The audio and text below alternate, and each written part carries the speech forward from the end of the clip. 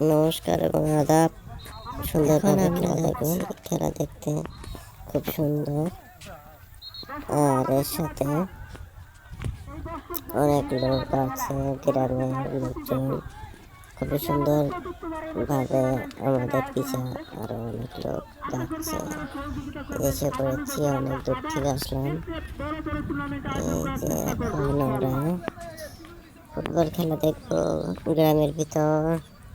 কত আনন্দ হচ্ছে, এসে পড়েছি। ভাই আপনারা লাইনে থাকেন, একভাবে ভিডিওটা দেখেন। এটা রংপুর, দুর্গাপুর।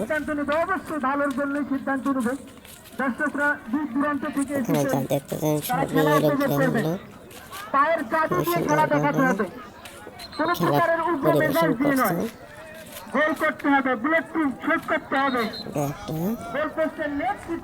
মাঠে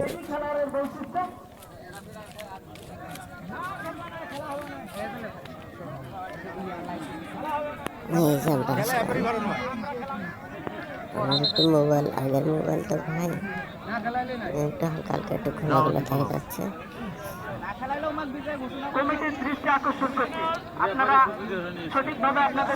যেটুক পারি এটুক পয়সা করে দেওয়ার চেষ্টা করবো।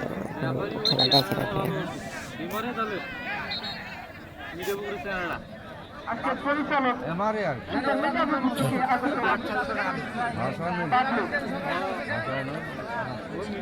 তিনি চমৎকার পরিচালনা করে থাকেন।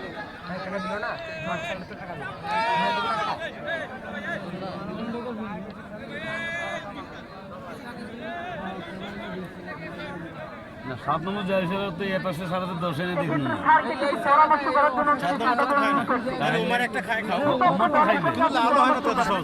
একবার দেখা যায় হলুদ এত সহজে লাল হয়, আরেকবার দেখে থামাবে না।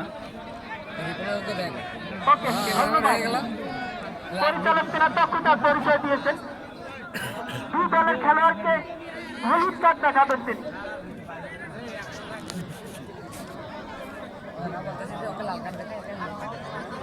এখন আবার ঘুরি নেওয়া যায়, লাল দেওয়া দেখার পর একটা নিয়ম হইল।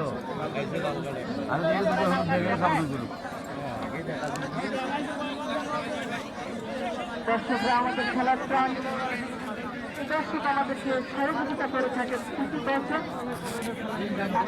আজকে আমরা সফলভাবে খেলা বিজয়ী এই জন্যই, মফস্বলের খেলা নাই।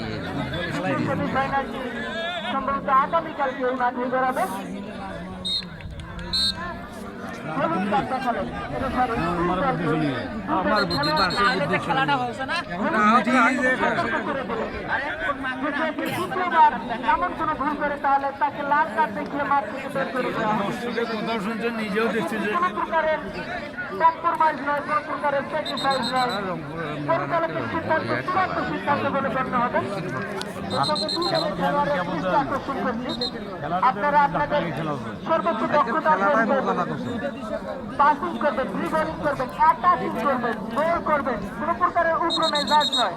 পায়ের জাদু দিয়ে দর্শকদেরকে মাতাতে হবে, খেলা দেখাতে হবে, খেলার সৌন্দর্য ফুটে তুলতে হবে। কয়েকটা দেখা গেল